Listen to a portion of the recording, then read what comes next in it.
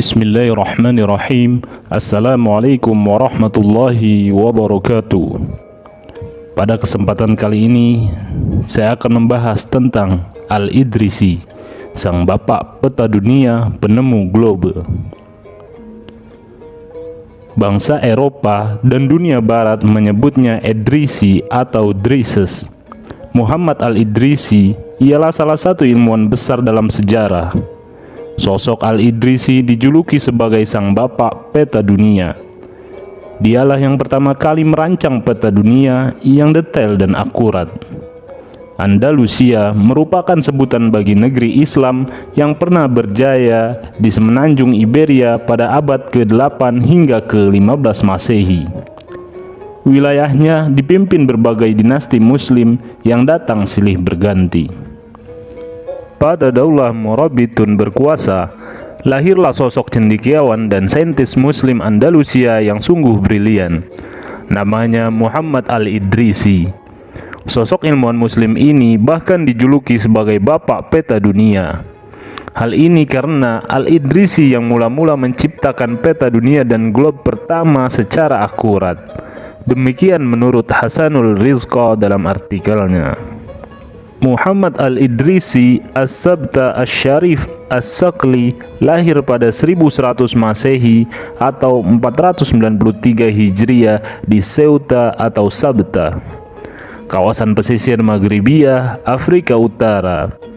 Kota ini yang hanya berjarak 40 km dari bibir pantai Spanyol tersebut waktu itu dipimpin oleh Daulah Morabitun.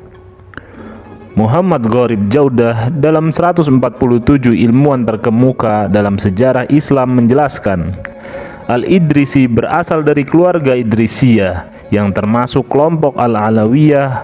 Oleh karena itu dirinya bergelar Asy-Syarif. Garis nasabnya sampai kepada Nabi Muhammad SAW melalui Hasan bin Ali bin Abi Thalib. Ia juga bertitel As-Saqli lantaran cukup lama menetap di Pulau Sisilia. Pada 1154 Masehi, kartografer Muslim tersebut berhasil membuat peta dunia yang terlengkap pada masanya. Hasil kerja kerasnya selama 15 tahun itu diberi judul Nuzhat al-Mushtaq fi Ikhtiraq al-Afaq, gejolak kerinduan untuk menembus batas cakrawala. Namun masyarakat dunia barat lebih mengenalnya sebagai Tabula Rogerania atau peta Roger, sebab pembuatan karya Al-Idrisi itu disponsori Raja Sisilia Roger II. Al-Idrisi memulai pendidikan dasarnya di Sabta. Sebelum hijrah ke Fez, saat berusia remaja, ia menyeberangi Selat Jabal Tariq hingga sampai di Cordoba. Selama beberapa tahun, ia tinggal di kota yang pernah menjadi pusat pemerintahan Daulah Umayyah tersebut.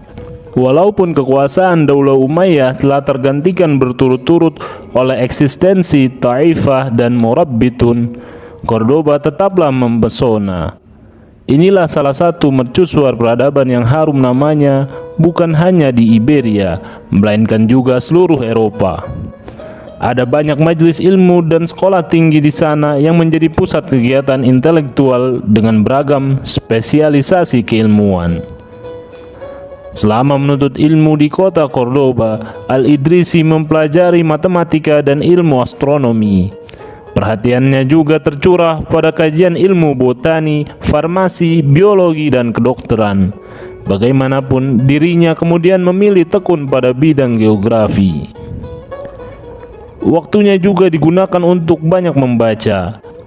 Beruntunglah dirinya berada di Andalusia, khususnya kota permata seperti Cordoba. Ada banyak perpustakaan umum di sana dengan koleksi ribuan buku. Penguasa Muslim setempat menyediakan seluruh fasilitas publik itu secara cuma-cuma.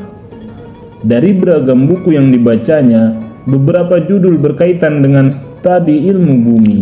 Sebut saja karya-karya Al-Mas'udi, sang pengelana, ahli sejarah dan geografi, sekaligus dari Daulah Abbasiyah abad ke-9 Masehi. Peta yang dibuat Al-Mas'udi berhasil menggambarkan garis pantai di 3 benua, yaitu Asia, Eropa, dan Afrika. Al-Mas'udi, saintis kelahiran Baghdad itu, juga menyajikan skala pemetaan yang lebih proporsional ketimbang peta-peta sebelumnya yang dihasilkan kartografer Eropa. Dalam petanya, tampak samparan dataran yang terletak di seberang Afrika, yang besarnya nyaris sama dengan benua hitam itu. Para sejarawan modern menduga gambar tersebut menunjukkan bagian bumi yang kini dinamakan benua Amerika. Al-Idrisi juga menelaah karya-karya Muhammad Abdul Qasim bin Hauqal, petualang dan penjelajah yang lahir di Daulah Abbasiyah pada abad ke-10 Masehi itu selalu mencatat keadaan geografis tempat-tempat yang dikunjunginya. Berbagai catatan yang dibuat sang pengelana, khususnya yang terhimpun dalam kitab Surah Al-Ard, Wajah Bumi, amat berfaedah bagi generasi berikutnya, tidak terkecuali pemuda yang sedang meniti karirnya dalam bidang kartografi ini. Tentunya, perpustakaan-perpustakaan di Cordoba juga menyimpan manuskrip dari kebudayaan pra-Islam, semisal Yunani dan Romawi kuno. Misalnya, naskah-naskah yang merekam buah pemikiran Claudius Ptolemeus, ahli ilmu bumi dari Yunani itu, hidup pada abad ke-2 Masehi. Risalahnya yang terkenal, Geographia, menjadi bahan kajian yang amat menarik bagi kaum terpelajar di Andalusia saat itu. Tidak cukup dengan membaca buku-buku, Al-Idrisi juga melakukan perjalanan ke berbagai negeri. Kawasan pertama yang dijelajahinya adalah daerah pesisir Mediterania di Eropa, termasuk Portugal, Prancis, Italia, dan Sisilia. Menurut Jaudah, rihlah yang dilakukan orang Ceuta itu telah memberikan berbagai informasi faktual dan ilmiah mengenai wilayah-wilayah yang disambanginya. Langkah kakinya juga sampai di Maroko, berdekatan dengan daerah tempat lahir. Selanjutnya ia menuju ke Mesir, Syam, dan Konstantinopel. Di ibu kota Romawi Timur atau Bizantium tersebut, dirinya mencatat banyak hal mengenai riset yang dilakukan Ptolemeus. Beberapa sumber menyebutkan saintis Muslim itu berpergian hingga sejauh Hungaria dan Inggris. Pada 1050 Masehi, pemerintahan Murabbitun kian goyah di Andalusia. Dari Afrika Utara datanglah kekuatan baru yang bernama Muwahhidun. Setelah berhasil menguasai Maghribia, Muwahhidun itu berupaya merebut wilayah semenanjung Iberia. Maka terjadilah perang antar sesama dinasti Muslim. Dalam kondisi yang serba kacau itu, banyak ilmuwan Andalusia yang berpindah ke luar negeri. Mereka bermigrasi ke negeri-negeri lain yang relatif aman atau stabil secara politik. Al-Idrisi bersama dengan rekan-rekan sejawatnya, semisal ilmuwan serba bisa Abu al-Salt alias Al-Buzel, hijrah ke wilayah Sisilia. Waktu itu, pulau tersebut sudah dikuasai kaum bangsawan Normandia yang sebelumnya dikuasai dinasti Fatimiyah dari sana. Orang-orang Normandia setempat mengangkat Pangeran Roger sebagai pemimpin. Penguasa itu bernama mirip dengan ayahnya sehingga bergelar Roger II. Dalam menjalankan pemerintahan, Raja Kristen tersebut rupanya menerapkan prinsip meritokrasi. Artinya, hanya sosok-sosok kompeten yang dapat menduduki jabatan. Al-Idrisi merupakan salah seorang yang diincar sang raja untuk bisa bekerja sama demi kemajuan negerinya. Mengetahui kedatangan para pengungsi dari Andalusia, Roger II menjadi gembira. Pasalnya, di antara mereka terdapat kaum ilmuwan Muslim yang kepakarannya dalam ilmu-ilmu pengetahuan sudah menjadi pembicaraan umum. Al-Idrisi merupakan salah seorang yang diincar sang raja untuk bisa bekerja sama demi kemajuan negerinya. Sang kartografer sesungguhnya memilih Sisilia dengan alasan yang relatif praktis.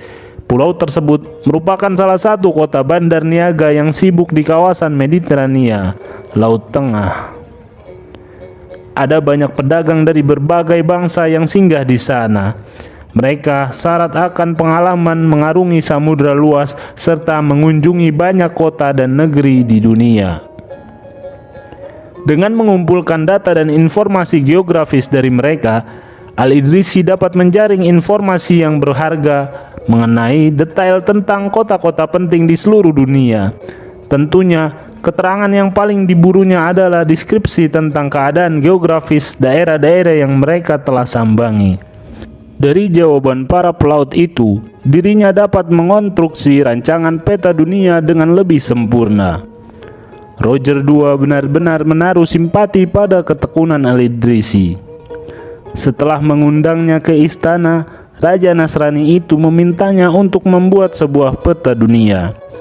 Al-Idrisi juga mempersilahkannya untuk memimpin tim saintis sesuai kehendak sendiri. Pada akhirnya, proyek pengerjaan peta global tersebut diketuai Al-Idrisi dan beranggotakan sejumlah ahli geografi Muslim.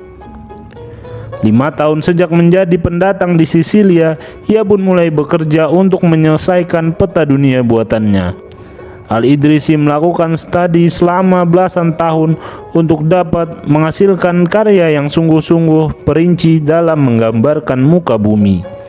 Kartografer itu terus melakukan pekerjaannya dengan dukungan fasilitas dari negara. Barulah setelah Roger II mangkat, situasi politik di sana semakin kacau. Peta dunia karya Al-Idrisi sudah selesai dikerjakan pada 1154 Masehi. Beruntung Roger II masih sempat menyaksikan kerja keras ilmuwan favoritnya itu. Ditulis dalam dua bahasa, yakni Arab dan Latin. Peta berjudul Nuzhat al-Mushtaq fi Ikhtirak al-Afaq atau gejolak kerinduan untuk menembus batas cakrawala. Bahkan itu nyaris tidak berbeda dengan peta yang dibuat pada era modern kini. Jelas sekali bahwa Al-Idrisi memproyeksikan bumi sebagai sebuah bola, bukan bidang datar. Dalam perhitungannya, keliling bumi adalah 37.000 km. Tidak jauh meleset dari kalkulasi modern, yakni sekitar 40.000 km. Mengikuti tradisi kartografi dari zaman Yunani klasik, Al-Idrisi membagi peta dunia menjadi 7 zona iklim. Dibandingkan dengan peta-peta yang dibuat sebelumnya, karya sang saintis Muslim terbilang unggul karena sangat informatif. Ia tidak hanya menyajikan gambar muka bumi yang terdiri atas 7 benua dan 7 samudra. Di petanya itu, ia juga menunjukkan rute-rute perdagangan, nama-nama danau, sungai, kota-kota besar, lautan, daratan, dan gunung. Itu semua disertai dengan keterangan atau data tentang jarak dan tinggi suatu tempat. Gambaran umum wilayah, daftar kota-kota utama, laporan lengkap dari setiap kota, dan jarak antar kota itu semua tak ketinggalan disampaikannya. Umpamanya, keterangan perihal perjalanan dari Fes menuju Ceuta di Maghribiyah. Rihlah itu, tulis Al-Idrisi, membutuhkan waktu 7 hari perjalanan. Agak berbeda dengan peta modern, sisi atas peta Al-Idrisi adalah belahan selatan. Adapun belahan utara diletakkan di sisi bawah peta. Ini berkaitan dengan cara pandang atau perspektif yang digunakannya, yakni dari titik Andalusia. Sayangnya, Nuzhat al-Mushtaq atau Tabula Rogerania tidak seluruhnya selamat sampai ke masa modern. Sebagian besar karya Al-Idrisi yang tak ternilai itu turut rusak dalam peristiwa kerusuhan di Sisilia pada 1160 Masehi. Alhasil, pemahaman orang saat ini tentang warisan ilmu Al-Idrisi hanya didasarkan pada versi singkat yang dinukil dari buku kedua yang ditulisnya untuk putra Roger II, yakni William II. Oleh karena karya peta dunia yang dikerjakannya nyaris tidak berbeda dengan peta globe yang dibuat pada era modern saat ini, Al-Idrisi dikenang sejarah sebagai bapak peta dunia dan penemu globe. Wallahu a'lam bishawab. Wassalamualaikum warahmatullahi wabarakatuh.